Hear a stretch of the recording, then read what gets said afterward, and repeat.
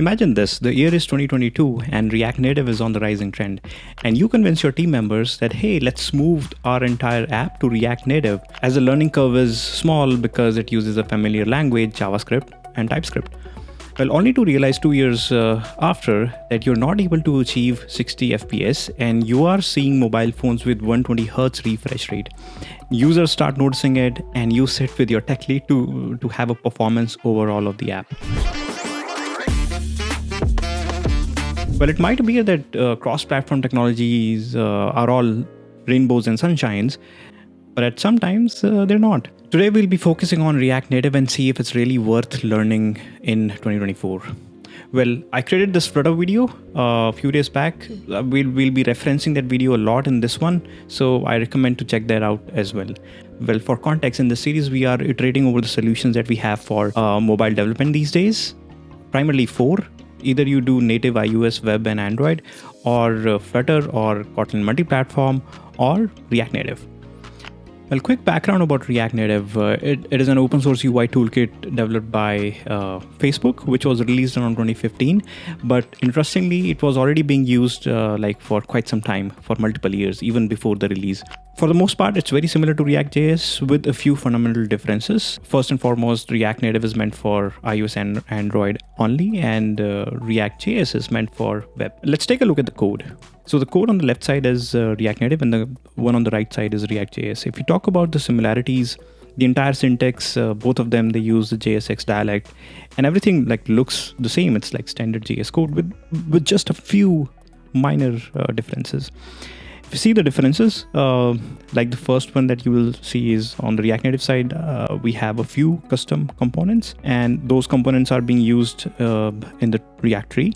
But on the right side, for the React.js, we are using the HTML tags. And even for the style, if you see most of the style bits, they are almost quite similar, but not exactly the same. And it is wrapped by this style sheet.create. So more or less very same. And there is this new package called React Native Web, which if you're using in your React Native code, the entire code can be used on web as is, and it'll take care to convert it into the HTML bits. There are a few parameters which really devise the worthiness of a framework or a technology, which we talked about in the last video as well, like job prospects, funding and stakeholders, popularity in developer ecosystem, then user experience aspects, and then the learning curve. So we won't talk about the learning curve because it's really well covered in the previous video. So job prospects. Let's go back to the Stack Overflow's developer survey. Well, if you see in 2019, the interesting bit here is that Kotlin already has started to beat JavaScript,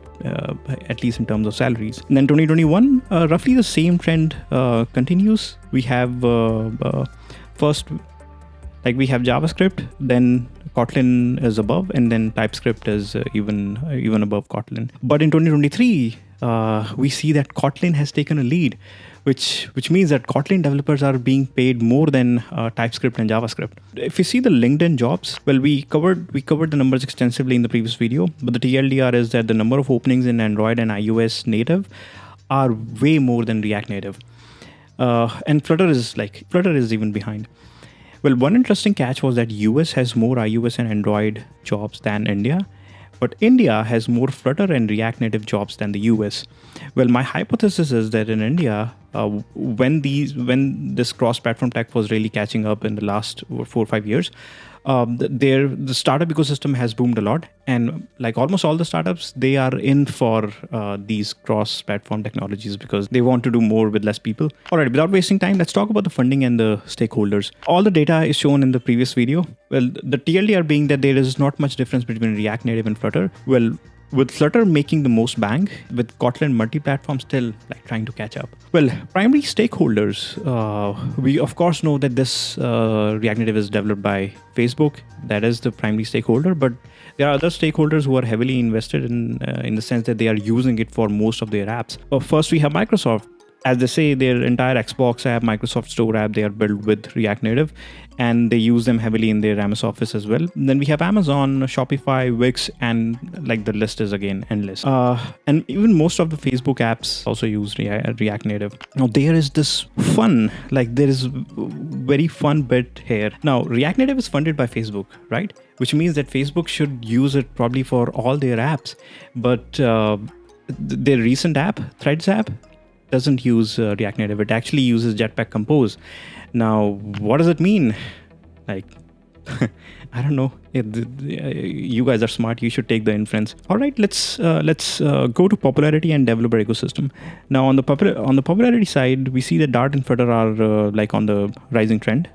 Wherever you see Flutter is more popular than React Native, like be it Google Trends or the Stack Overflow surveys in the recent years. Well, however, JavaScript and TypeScript are the most popular languages, hands down, like because of obvious reasons. They are used at multiple places. Well, and that is exactly the reason React Native is more wholesome, because learning those languages will also help you write React.js on the web or regular JavaScript, TypeScript on the web clients, even without React, or JavaScript or TypeScript on the server using Node.js. Well, you see where I'm going with all of this. Well, quick mention about the React dev tools. They are very mature, given that the JS has been there for quite some time, and they can be used with the React Native apps to debug the view hierarchy and the style.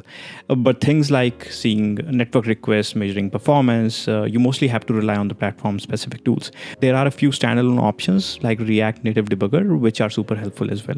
Well, let's talk about user experience. In the last video, we talked about the app size and the performance. So, app size. For the app size, refer to the previous video, covered in great depths. Well, the TLDR is that Flutter app size is largest with KMP and React Native as like close follow-ups.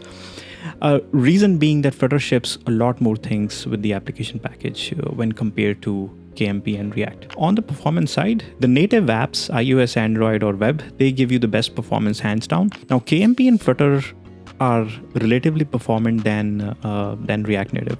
In KMP, you can either use the platform-specific UI toolkit or use Compose multi-platform, which uses custom rendering by shipping the Skia graphics library and the renderer. Flutter also uses Skia and Impeller renderer to bring about a very fast UI. So React Native suffers because of the JS bridge. Any action that happens on the UI layer is first handled by the Java code, like in Android, and then passed to the JS code for the handling. And this interaction needs to happen via a bridge, which adds some latency. Okay, at last, should you really adopt React Native for your app?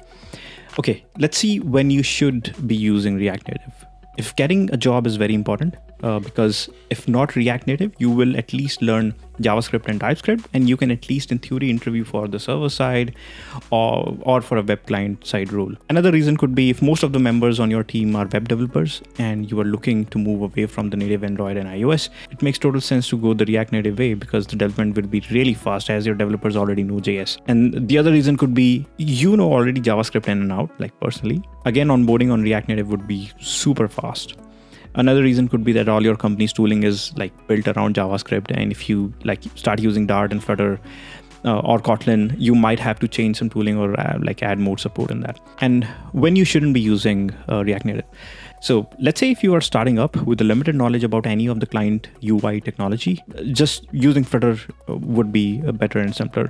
Another reason could be that you are an expert in Kotlin. Like doing React Native might have diminishing returns, at least for some time, given that Kotlin is becoming more popular. So in that case, you should probably explore KMP. Another reason could be if the performance is very critical to your code base, then React Native is probably not the way to go. You should either explore the native Android, iOS, or maybe Flutter. KMP is also a good candidate there, by the way. Another reason could be that you want to have same logic for web and mobile. Now, React Native Web is there, but people have seen like lots of issues and people still prefer to build like separate apps and have them share the common business logic. So it's kind of a middle ground there. So, and that's all for this video, folks. I'm pretty sure I missed out on a few important bits. Just let me know in the comment section. We can take it up from there. In the next few videos, I would I personally want to cover like Kotlin multi-platform, and then finally the native side of Android, iOS, and web. And most importantly, maybe have some performance benchmarking. This is something that I really want to do. Anyway, that's all for today, and have a good one. I'll see you in the next one. Bye.